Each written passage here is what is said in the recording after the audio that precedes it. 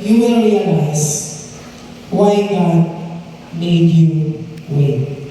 Especially for the blessings na hinihintay ninyo sa buhay po ninyo. Second, be productive. So you will be having your internship later on.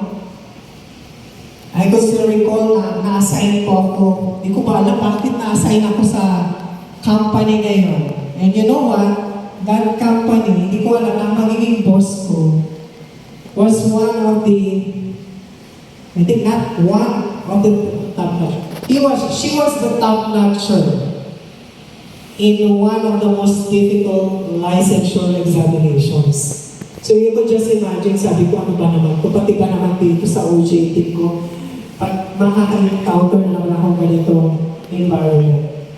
So, to my surprise, maalala ko, nakita niya yung output ko, and sabi niya, oh, ang galing na pala ni Panfilo. Panfilo pa kasi, buong pangalan ko yung tawag niya sa akin.